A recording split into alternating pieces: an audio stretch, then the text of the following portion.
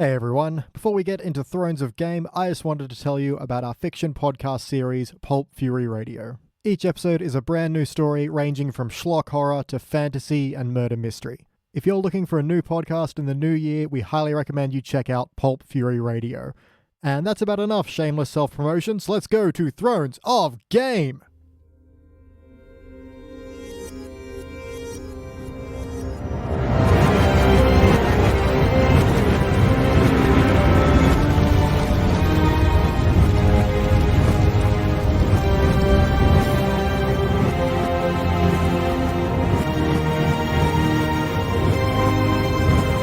Hello out there, you fire kissers. Welcome to Thrones of Game, the Game of Thrones podcast where we dare to watch the series backwards. If you've never heard the show before there, friend, well, let me explain. My name is B.T. Calloway. I've already seen the entire series, and joining me as always is Elliot Jay O'Neill, a man who had never watched a single episode of Game of Thrones until we started watching in reverse order. Elliot, how you doing there, buddy? I've been missing those fire kisses. Please don't put that in my head. We just watched Season 3, Episode 5, entitled Kiss by Fire, or Kissed by Fire. I didn't actually write it down. Sid. Kisseded by fire. Elliot Jay O'Neill, what just happened? It was all like, and then mwah. Yeah, kissing some fires. This is the one where nothing hugely important happens. It's not a bad episode. It's just a lot of pieces moving. What's the biggest part of this one? Captain One Eye and the Fire Guys. It starts off there, and we're doing a bit of a trial by combat with the Hound, and this is where we learn that Captain One Eye just keeps coming back. Yeah. And the follow-up scene later, could you bring a person back to life who's got his head chopped off? Oh, it doesn't work that way. We're only just getting familiar with the concept of resurrection. Cut the girl a little slack. Yeah, no, I do like when Arya says that. He goes, oh, I don't think it works. I was like, wouldn't you know? Yeah. Like, you're the guy who's bringing the dude back to life constantly. Wouldn't you be like, soz, it's been a bit long, and his head's probably a bit gone by now. Too bad. Bye. No, won't work for Jamie. Won't work for heads chopped off. Just don't be a dick about it, drunken Lord of Light dude. Just trying to think, what is a significant moment from this episode that people will be like, oh yeah, I remember that one. You see Jamie's butt? Yeah. Yeah. Tywin put the whole marriage thing in motion. Yeah, this had a very similar scene to like last episode where it was just talking about the politics of marriage, but I thought this one worked a little bit better. You'll just cut ahead because, Renegade podcast, we do what we want. Yep. Tywin just sitting there and Cecil Lannister with this big dumb smirk on her face, and Tyrion walks in. He's like, I've saved us a bunch of money. And they're like, oh, it's not important right now. And it's the Cecil's all just like, oh my god, wait till he tells you. She just wanted to be there when it happened, It's the part of the episode that I thought was probably like the most well acted, but also the silliest in terms of like, the neighbors-y, passions-y, home and away aspects. It was very kind of soap opera-y. Yeah. But that said, it was well done, well shot. I do like this is kind of showing Tywin Lannister's stranglehold over his own family and how he's all, especially when Cecil's all like, no, you can't marry me off again. I can't do this anymore. And he's like, you'll do what you're said because you're my children, my stupid children. And he puts on his angry dad voice. It's like, and they're like, I don't want to marry him. And they get all pouty at the end. And it's so like, silly, but it works. Like, Cersei Xanathar Lannister. You will do whatever. Yeah, always with a middle name. It was a good scene. What wasn't my favorite, but segue. What was your MVP for this episode? I don't know. Like, it wasn't as boring as the last one, but it certainly had some drag out moments. And just to sort of flip it to least valuable player. Yeah, go. Jamie's story was intense and stuff, but his delivery was fucking so boring. And I know he's meant to be beaten up and broken shell of a man at this point. But it was just 5 to 8 minutes of this, and it was so draggy. I mean, I like that bit, but I do get this is kind of the collision where the character is at versus what they're talking about doesn't gel, because he's meant to be tired. He passes out at the end of the scene. He's just lost a lot of blood, in a lot of pain, still getting over the loss of his hand, broken and beaten. But that means his delivery doesn't make sense for him to be particularly impassioned or, animated at all. So he's just telling this story, and it's just, reverse shot of him and Briarth in the bath. I did write down Brienne of Bath. Yep. And it's a good scene, but I agree it is a little bit flat, especially for how long the speech is. Yeah, which is a shame because Jaime Lannister doesn't get to do too much heavy lifting in terms of long blocks of dialogue. It's usually just very clever little quips and reactions and things like that. Yeah, that's it. And I think he was actually doing a good job. I think it's just the writing and the decision to like it really needed some fat trimmed. Yeah. And also like it doesn't look like Tilda Swanson was even like near a bath, like, because your hair around steam doesn't keep that hold. Wizard did it. Like, even if you don't dunk your head underwater and you're just around it, your hair sort of naturally falls. She still had like that little quiff like gelled But in, and she was bad. clearly visibly in a bath. Yeah. So maybe, I don't know, maybe it wasn't as steamy as it looked, I have to assume, but I don't know. I don't. It looked so fake. Like there was a lot of hairspray involved, is what you're saying. Yeah, fair. I was a little more interested in the fact that Jamie never got cleaner. Like, I appreciate he wasn't scrubbing, but there's a difference between the kind of muck you put on yourself when it's a makeups department and just dirt would naturally just wash off from him being in there. Would have been nice to see that like slowly scrub a little. Yeah, it may have even made the scene more interesting than just watching him wade in water while going and because he's holding his, chopped off hand with the bandage up, it kind of looked like a dude who had a sock puppet as well. I was just waiting to, well, what do you think about that? I don't know. Yeah, I mean, it would have been funny if you'd be like, can I get a plastic bag to put on this thing? I don't know. Yeah, no, I agree. It's a scene I did want to... They didn't have disposable plastics back then. He's like, has to bring in a chamber pot or something. Just a leather pouch or something. Oh, yeah. Yeah. Bring me a modesty pouch. Yeah, that was close to my MVP because I do like that this is him basically explaining the story of how he got the Kingslayer name, but the kind of perspective no one else has ever found out about, which is, the mad previous... government? Targaryen king who was basically mad for wildfire, which is napalm, and does lay down a little foundation of he put hidden caches of wildfire all throughout the city in the Sept of Baelor and also other places, But again, it doesn't yell it like I just did. It literally just mentions it, and that comes up later when it explodes. Ah, there we go. But yeah, a little... few of the many allusions to being kissed by fire in this one. Yes, I mean, that was a little bit of nudity where we see some Jamie butt and some Brienne of Tarth butt. I do like, again, we have some anger nudity here, where he insults, the fact that she's not doing a great job defending him. She kind of just stands up like, but previously was all shy and, don't get into my bath. Oh, this is weird. But when, her honor's on trial, she stands up to him quite literally. Yeah. Even though she's nude. That's a good bit. I like it. And I like that she doesn't have that moment of, I forgot. It's just, no, she's standing angry now. And it's very defiant. It's a very good moment. No, absolutely. And seeing him, before go, don't worry, I'm not interested. And then seeing like I'm intimidated. And I think I'll be interested in about 5 seconds. Yeah, exactly. He was like, I didn't think I was interested, but I'm pretty sure I just felt it move. So, well played. Glad they chopped off my hand. We got the other one. Move to the other bit of nudity. Segue twice. Which was John Bumshovey and who I might be pronouncing wrong. I've been saying Ingrid. It might be Egrid. Oh, yeah. But, pew, pew, pew. Egrid. Egg. Who have the little love scene in this kind of night. Again, a little kind of warm bath ice cave thing. Yeah. Looked very pleasant. I do actually quite like this bit because I like how blunt she is. It's is exactly the way a wildling would go into a whole seduction moment. Yeah. And also just because up until that point you've always seen her in these very heavy cloaks, and when she disrobes she looks very like skinny and vulnerable, and it's a good moment. Yeah, it's one of these things where because a lot of women, doing action movies now, and, they're not the men of the 80s, the Arnold Schwartz, Sylvester Stallone. They're quite slender, and sometimes you wonder, can you really, take a punch that well, or can you really... you don't have a lot of body mass. I know if you're trained, you can be better at it, but still. No, and I mean, probably, probably you could, but, yeah, it's not... She didn't have any fat on her body, nor muscle. I don't actually. I probably shouldn't, because this might be getting into body shaming territory. But it was weird when she pulled off her robe, and it's just you could see the skin moving over the bone. I was just worried about that girl. Well, I mean, that's she needs to eat more wild boar or whatever a wildlings eat. To dissuade your fears of body shaming, let's take this as the work as presented. So let's assume that was an intentional effect of makeup or whatever else. I thought that was a good moment because, again, this is a tired, desperate person who's a part of like a village of people who are tired and desperate at all times. Yeah. And so they're not going to be like jacked up underneath their clothes. They're going to be skinny and exhausted. Yeah, I suppose. And I kind of, because she's always been this hard ass the whole time, I really like that moment of just looking small and vulnerable, but not portraying vulnerability in the sense of, oh, don't look at me.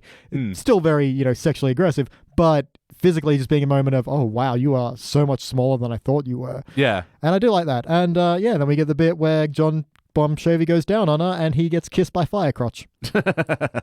Nice. I thought this was going to happen when you announced the title of the episode last time. Like, oh, I hope it's that one so I get to make that bit. Yeah, way to just undercut all your like, oh, this is really great. She's very vulnerable. And there's an artistic scene and haha, ginger pubes. You can have art and ginger pubes at the same time. But no, I agree. I really liked this scene, and especially him going, oh, I've never done anything before. I just saw it and I want to kiss it. And yeah. I thought that was a good moment. And like, really? This is John's first time? Yeah, because he was, a Lord of Winter, raised semi-Lord of Winterfell who didn't go to any brothels or anything like that, and then off to the Night's Watch where he took his vows. And I do like later when they're lying post Afterglow and he's like, you were my first. And she's like, well, first there was I've this one everywhere, dude. Man. This one dude with ginger hair like me, and then there was a Than. Whoa, let me tell you, that dude was into some stuff. He couldn't talk common tongue, but fuck, he had a giant. Oh, I don't want to hear anymore. I know what I was gonna say was cock. Yeah. What's that? It's cock talk. Zip. Yeah. So I do like the whole back and forth, and I also do like the reoccurring meme of you know nothing, Jon Snow. Yeah. It's like he's like, why are you still dressed? You know nothing. Oh my. Yeah. Even though this section of the show seems to be their romantic relief, I thought this particular scene was done well, even though, for the majority of Aloy and Bon Jovi stuff, I've been rolling my eyes. I thought this one was effective. Yeah, I mean, in the reverse watch, I do enjoy the balance of Ygritte. They do a little bit more because she starts off by like playfully stealing his sword and running into this cave, but at the same time, you feel like she could still break his nose if she wanted to. Yeah, definitely. I like that balance of the kind of playful relationship they have that's also very kind of hostile and driven by this mission to try and cross the wall. It's like, I don't know, finding bits of happiness in wartime, I guess. It's a nice balance. I think it's done well. Yeah. You are reminding me, though, there are like a few sections of adults behaving like children in this episode. Like I mentioned before, the poutiness of Tyrion and Cersei says, no, want to marry, but Dad said we have to. And in this one, no, give it back. Oh my gosh. Don't take my swords. There's no one around here for me to tell on you. Oh, it's a big sword. I need it back. Yeah. Also, it has the valuable lesson here that no one in love lives in this show. Like, I was trying to think at the end, is there anyone who's, like, married for love who doesn't die horribly? Nope. Huh. Yep. What kind of message is that, Gur Martin? Anyway, well, that was, what was my other MVP? I was talking about Jaime and pyromancers. I do kind of like some of the stuff with Arya in this and the Brotherhood Without Banners. Kind of split into three. So there's a bit where the Hound is fighting Captain One Eye, and she's like really encouraging him to kill the Hound because he's on her list at this point. And even when it's over, she kind of grabs a knife and takes a run, and people catch her and pull her off, and she's all like, "No, let me go," which is all fine because she is like a child in this one. The seasons change for her very, very quickly. And even later when she's talking to Gendry about how he plans to stay to Smith for the Brotherhood Without Banners, and he's got a good little speech about, oh, I've always served for lords. I served for one lord and he sold me to the Night's Watch, and I served for this other lord and he served for Tywin Lannister and he was going to betray me at any moment, and at least these guys nominated their leader, and it's like, yeah. Although, again, childish, I didn't like Arya go, but I could be your family. Yeah, but I like that just she's so much younger now. Yeah, I suppose. Like, it's weird to think how many seasons and years really changed that character. But here she is, like, scarcely more than a child. Yeah, well, she's one of the people in the show as well that doesn't look like they aged. Yeah. Like, even Kit Harington looked like he put on a couple of years, but, like, her and Sophie Turner and, like, Baelish are all, like, look like they're stuck in the one age for the whole show. Especially Baelish, come to think of it. Like, Maisie Williams definitely does change a bit. You kind of need more of a side-by-side to notice it. Yeah. But, come to think of it, whatever Baelish's skincare regime is, he's nailing that shit. And his dye job as well. Except not his accent work. Yeah, what was I going to say? Oh, yeah, but even as kind of like childish as it is, but I could be your family running away. At this point, she kind of views Gendry as almost like an older brother after having lost her whole family. Yeah. I do like his little speech about, serving people and never getting anything in return. At least this is something of a democracy. Yeah, it was enough for me to enjoy it. And at the very end, when she's all like, I could be your family, he's like, you wouldn't be my family, you'd be my lady. It's like, that's good as well, because, even if he went with her to Robb Stark and they all reunited and he was treated with respect, she's still going to rule over him effectively. Whereas at least in the Brotherhood with banners, he's more of an equal. Right. It's a nice bit. And then, yeah, my family, my lady. That's always fun. We haven't had a good all the my ladies or all the my lords or all the my families lately. And yeah, and then again, that little back and forth where like, I don't think bringing a headless man works like that. Yeah. Kind of caps that bit off for me. Let's see. Well, we also... I'll throw an MVP as well, as always, to Sasqueen. Absolutely just putting the neg in negotiations. For sure. Yeah, I think this might be a pretty early introduction to her. I'm not entirely sure. Right. And then, I should dislike the way she talks down to Podrick, because we all love Podrick, but it was too fun. I don't know. It's one of these moments where, like, why haven't I ever thought to say that? She just goes, no need to speak. And it's like, why can't we say that more? Because it's rude as balls. I know. Depends who you're saying it to. Let's go back to your last episode where you're talking about those people who stop you in the mall and try to sell you something. No need to speak. Merely bring me some prunes. It helps me eat my bowels in the afternoon. Yep. If that doesn't shut someone right the fuck up, either purely out of confusion, then you've got a very determined spruiker on your hands, and you might have to actually listen to them. But still, it's high risk, high reward. Well, that's it. And I think, Sasqueen's the only one who can deliver that stuff, As a 6-foot-tall white guy, I don't really... Yeah, true. Those words come across a lot differently from me. Yeah. But again, I do quite like her back and forth with Tyrion, and this is like two chess masters sort of playing each other. Yeah. A little bit. There's not too much back and forth, but it's, he's all like, well, you have to pay for this war, and weddings are expensive. And she's all like, oh, I know wars are expensive. We've given you 1 million sheaves of wheat and whatever else. I know what I'm doing. I'm Sasqueen, god damn it. Yeah. And the bit at the end, she's all like, but we need to give the people a distraction. If they don't get a distraction in the form of a royal wedding, they'll find their own, and usually ends up with us being killed. Yep, she's worried about the workers' uprising. Yep, so every time you see like a royal British wedding, remember, they're just scared of a worker uprising. And you should rise up. Yeah. I saw what you did there. Yeah. But yeah, you just really feel for Tyrion in these scenes because like he'd sort of given up hope, and then she goes, I'll pay for half of it. And just, yes. And he's like, Daddy is going to be so proud. Daddy, see what I did? And I don't care. Marry this girl. Oh, Daddy's never happy. Yeah, but I kind of like that's a family dynamic. It would still be around. It'd still be, he might be father, but he's still, Tywin Lannister. And then at the very end, when Sasqueen's all like, I heard you were a drunk and a debauched, depraved lunatic. How disappointed I am. Yeah. You're just a penny pincher. Nice. Oh, God, she rules. Oh, yeah. Just reminded me of the part where she meets Brienne for the first time. She's like, oh my God, she's huge. Go on, punch something. I want to watch. Also, she used a particular It's just so adjective. singular.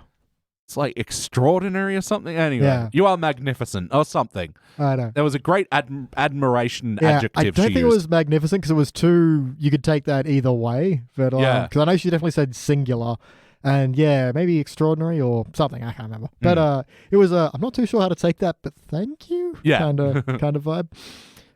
Violence. What have we got for that? I just got a couple of boys get stabbed.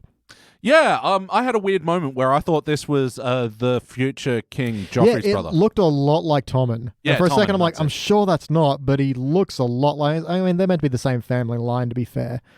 Because they might be. Well, maybe they say they're Tywin Lannister's nephews. Yeah, But that doesn't make sense because Tommen is, an incest baby. Yeah. So I don't know, man. Is he actually acknowledging Tommen as his grandson in future episodes? Yeah, no, Tommen they acknowledge as being they keep that a family secret. Officially, Tommen is Tywin's grandson, but these were his nephews, and the fact they look nearly the same is weird because they would have had different parentage. Anyway, that's getting into genetics. Let's skip that. Anyway, Yeah. and they get killed by Rick Rubin. Yeah, pretty much. Karstark something or other. Rick Rubin, who's that? Oh, he's a music producer. He has a long beard and long grey hair. Oh yeah, well that guy. He looks like this dude. Yep.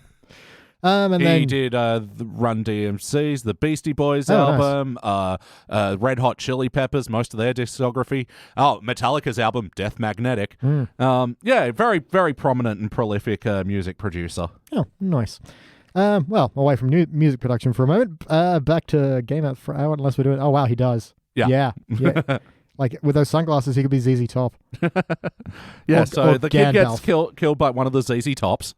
Yep. And then you have a whole bit where they stand the people who did this in front of Robb Stark, and he's all like, "What the hell, guys?" And like, "Oh, the Lannisters." Like, they're children. Yeah. Like, what the fuck? So I guess we're gonna see these guys as we go forward/backwards. And yeah, this is a frustrating part of the episode for me because it's just like all this planning, all this thinking, all this pragmatic deciding of the consequences and all that. Yep. And I know that it's just going to end so quickly and badly. Yeah, well, that was the kind of fun thing of watching Captain Eyepatch die. Was like, yeah, you very rarely get to see a character die and then be in a previous episode. So that's rare. Yeah, true. Yeah, but yeah, these guys, like, the scene opens and it's a couple of boys and then they're being killed. It's like, wait, what the fuck just happened? Yeah. I'm so confused. Who was that? Because it looked like Tommen, but it wasn't Tommen. Yeah, and there's a whole debate about what they should do about these traitors who have killed these young boys, and Robb decides to execute them all, even though he's being urged not to, and then he loses the support of the Karstarks, despite the fact that, his future, well, almost wife / stab partner, / mother had some very good arguments of, no, just keep the guy as a prisoner, that'll be punishment, and then, you can basically make him a hostage and be like, as long as the Karstarks continue to support us, we won't execute him. So yeah, it seems like a reasonable idea. No, you executed the guy anyway. Yeah. Okay. And then he's all like, well, you were right. It's like, well, yeah, no shit, dude. Yeah, and a nice little head chopping in the rain. Yep. Very dramatic and head choppy. And I do like the Karstark guy. He's got a line of like, he reminds him who he is and what he represents to the North. And he's like, that won't save you. And he goes, I didn't say it to save myself. I said it to haunt the rest of your days. And like, that's pretty good. That's brutal. Decent last lines there. If you ever get a chance, that's not a bad bit. What else we got here? Oh, yeah. Roose Bolton. Idiot. And he runs a ruse. I'm going to use that. Because Jaime Lannister rocks up and is like, have you heard news from the capital? He's like, you haven't heard. Well, they attacked and your sister is fine. He's like, why would you hold on that? That's not who you are. You're not a wacky, weird, comedian. Waka waka, I got you. You thought she was dead, but they're not. No, it's just like, why is he holding on this? This is so weird. Maybe Roose Bolton is not terribly well established yet, but it was an odd moment of like, everything else we know about this character, he is not this kind of just gonna hold you in suspense. They thought they were dead. Yeah, this is the guy who flays people on an X. Yeah, he's not fucking around. Yeah. Yet here, fucking around for like no reason. Yeah, weird. Don't get it. Unnecessary fuck around. Yep. And then we get Darth Maester pops up, who's all like, well, I need to, cut your arm off. Should be safest to take the whole thing. No, don't take the whole thing. So, all right, fine. The elbow. No, don't take the elbow. All right, fine. It'll hurt a bunch. I can rip the dead skin away and then boil the rest out with boiling wine. Is that what you want? Yes. Oh, we'll do that then. I'll scream. Okay. Ah! I can give Told you. ya. Yeah, I can give you morphine. No. Why? Just stop being a dick, Jay. God. Yeah, I mean, when else to do drugs than when you're getting your severed hand fixed up? Yeah, makes sense. Well, not fixed up. Your severed stump. Yeah, after Jamie leaves, some other guy walks in and is like, oh, hi, my back kind of hurts. Would you like some milk of the poppy? I can prescribe that. Yeah, nice. You got any smoke of the poppy as well? Oh, I do. Would you like to stick around for some experiments? So, yeah, man, whatever. And that's how that began. Darth Maester just experimenting all day. Yeah, that's the only real moment of violence is children being stabbed and a guy losing his head for it. So, yeah. Yeah. Oh, and yeah, the fight at the beginning with Hound and whatever, which I liked again. It's, one of these big sort of big lumbering dude fights, and they've got like fucking Claymore-sized swords. So it really has a nice sense of weight to it. And I really liked the lighting as well. I think the whole fire sword thing in the cave like really made a nice scene. Yeah, and the Hound's acting in this because he's scared of fire, and there's a guy with a flaming sword is going to be like his greatest weakness. Oh, yeah. But he does it anyway, and like he breaks the guy's shield with a couple of really heavy blows, which is good. Oh, and that cut into the shoulder was... Oh. Yeah, that was nice. So, yeah, no, well shot, I agree. It was very, very swashbuckly, darting around a torch-lit cave and all this kind of stuff. Good stuff. Yeah. We get a little bit from Stannis' crazy wife, who's all like, throws out the night is dark and full of terrors meme as well. Oh yeah, jar babies. I forgot that was in this episode. Yeah, and then she's all like, look at your dead sons we kept in jars for some reason. Like, why? Where did you even get jars? You don't have formaldehyde? What is this? Oh my God. Stannis, mate. Yep. Bad taste in women. Like, yeah, your Sheila there, she might be a little fucked in the head, mate. Like, I don't want to get all bros before H word on him, but like, yeah, locking up his Davos while fucking, hanging out with the wife and the red lady. Jesus, mate. Stannis has some problems. He locks up his best mate. He locks up his daughter. His wife is clearly off the deep end, and he's not getting her any help. And then somewhere in amongst it all, he bangs the red woman. And and a little MVP for the little MVP of the little girl teaching Davos to read. I know. God, this is adorable, and I'm so sad how it ends. I don't care if you're a traitor. You are my friend. She calls him Onion Knight, and I don't know why, but it makes me think... Oh, I thought I heard that wrong. Okay, that's exactly what she said then. I think. I'm not certain, but maybe it'll come up later. I hope it does. All I could think of is, Onion Knight from Dark Souls, which is a thing that I know of, but I've never really played all of Dark Souls. Still, yes, I want to see the origins of this. Why is he called Onion Knight? Because he cries a lot? Because, young child, I have layers. Knights have layers. I see, but they're also full of terrors. Yes. Test tube babies. What the fuck? Unsettling scene. And then she's got the line of, no act done in the service of the Lord of Light could be a sin. It's like, you won't think that later when you burn your own daughter, crazy pants. Oh, well. But yeah, the Night is Dark and Full of Terrors got to be a bit of a meme. The good one was always Night is Dark and Full of Spoilers. Yeah. Whenever you were talking Game of Thrones the day after. Yep. Serene being adorable. God damn it. Let's see. Oh yeah, we get a bit of Grey Worm Begins. Oh yeah. So Daenerys is all like, you're all free to be free now, but have you elected a leader so I can tell him what to do? And then he rocks up, he's like, I'm Grey Worm. So how about you pick a new name? He's like, no, Grey Worm works for Grey Worm. Yep. Or as they say in his language, talk-a-noo-doo. Make sure to write that one down. Talk-a-noo-doo. Because that was one where they sort of said it in the subtitles, and I'm wait, does that mean his name is Talkanudu? And then they said it in isolation. I'm like, oh my God, his name is Talkanudu. Yeah. That does make me wonder, because apparently they have these names to remind them that they are vermin. And first of all, you don't have terribly many vermin. You've got like worms and rats and cockroaches and weevils, I guess. Yeah, you're going to start doubling up, which I guess why they have the color distinction. That's what I was going to say. So is there a grey worm, a blue worm, a red worm, a black worm? Yeah, and then they start really getting deep cuts into like chartreuse and puce worm. Ooh, eggshell white worm. They're going to have to start looking up like what are those Dual X palette wheels? Like, what else we got? Burnt sienna worm. Arctic white worm. Yeah, you are that one now, I suppose. Okay, why did we think of this naming convention before we counted him? There was like 10,000 of these dudes. Everyone wants to be black worm. You're pink worm. Yeah, well, it's better than being brown worm. Brown worm sounds a little bit too much like Mr. Shitworm. Yeah, we've pretty much got a Reservoir Worms thing on our hands now. Episode title. Yeah. It's just, I don't want to think about the mechanics of these things, but I can't help it. Yeah. Seeing as I'm pretty sure the only ones we've heard are Grey Worm and Black Rat, then I'm like, and Black Rat's not even bad. No, that sounds pretty dope. Yeah. That's like a cool cutthroat name. That's not bad. But yeah, you'd just really get really bummed if you were stuck with, I don't know, a yellow termite or something. Yeah, just really like, that's boring. It's not bad. It's not good. It's just no, I mean, not that Worm's that great either. Yeah. It's guess these masters didn't think about these kind of mechanics, but they should have. Magenta slug. Anyway. Yep. Garden snail. Well, good on you, Talkanudu. Yeah. But yeah, I actually, I'm not going to rag on this scene like normal because I thought it was actually a very good scene in this whole thing, but this is the part of the angle of the Daenerys story that I do like, is just like her being like, I demand you choose things. Yeah, but I'm also like... It is my rule as queen that you're independent and standing in line, but you get to choose. And they're all like, all in one voice get to go, yes, we can choose. Like, okay, but, think for yourself. Yes, we will think for ourselves. Yes. That very Life of Brian kind of moment. Yeah. We're all individuals. Yes, we are. It's like, oh, crap. Tell us what else to do.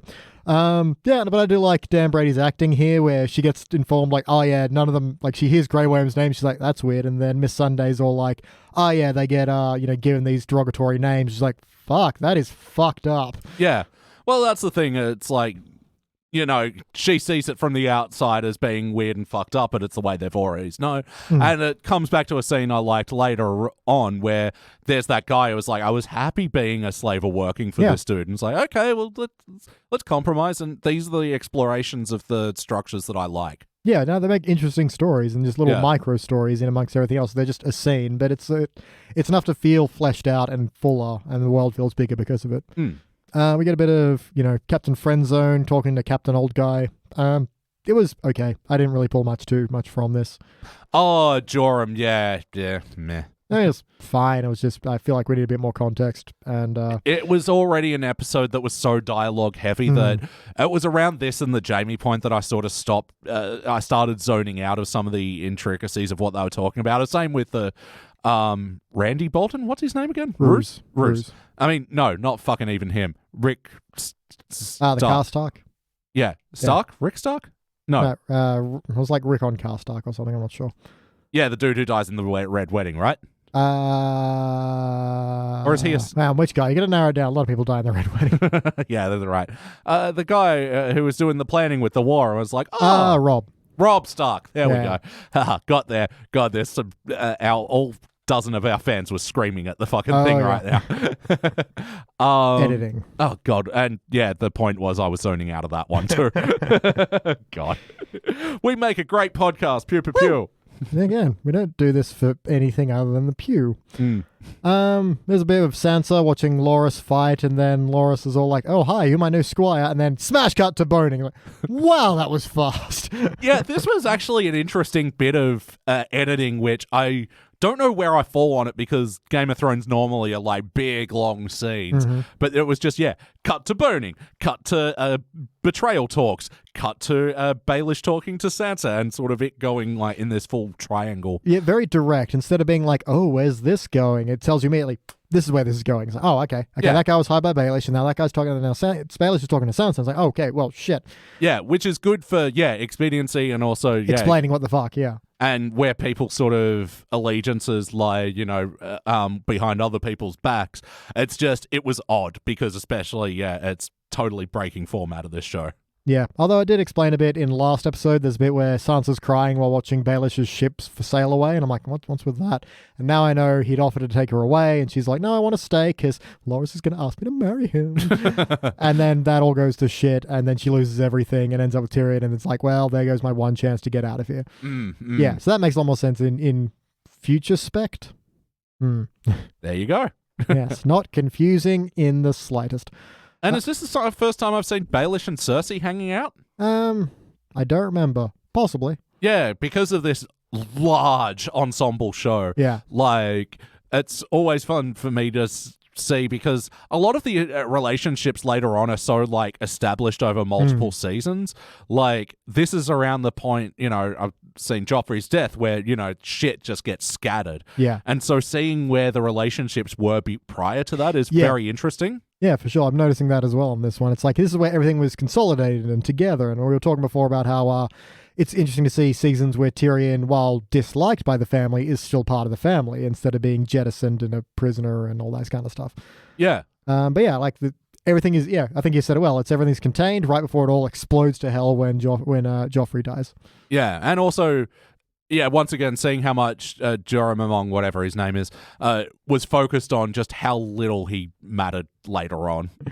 Yeah, you can say that about a lot of people, though. Yeah, true. Oh, my. But yeah, I think that puts me out of notes. Yeah, I've only got a couple left. I do like where Rob's looking at his plan, is all like, wait a second, we do have an option. We can take Castle Rock, and we'll need the help of Walder Frey. That'll work out great. It's like, oh man, yeah, all that planning and stuff. It's just like, how wrong it goes. But it is so interesting to watch this House of Cards in reverse and to see how it was built up and how it made sense and like why this hurt so much when it happened, because it felt like such a massive betrayal, but in such a good way because it was set up so well. Yeah, it was like, oh, this will be an easy allegiance. Yep. So it's like, when you're watching a mystery and they do the big reveal and they show you how it was done. It's like, oh, this is the parts you laid together. Nicely done, dicks. Well, if I'm out of notes and you're out of notes, then we must ask our final question. How did we get here? Well, a little finger came up to me and whispered into my ear that the next episode will be called "And Now His Watch Has Ended." So I think someone's going to break their watch and rather than get it repaired, just acknowledge that it served its time and just put it to... No. Set it on fire. No, I genuinely think this is going to be the episode where we see John leave the Night's Watch and hang out with the wildlings. Okay, well, until that time, I've been BT Calloway. That's been Elliot Jay O'Neill. Goodbye! And for now, our watch has ended. Until next episode, where it ends again. I don't know. Yeah, for the watch to end, halfway through our 6th season with 2.5 left to go. Yeah, it's weird, but hey, I guess our watch has ended.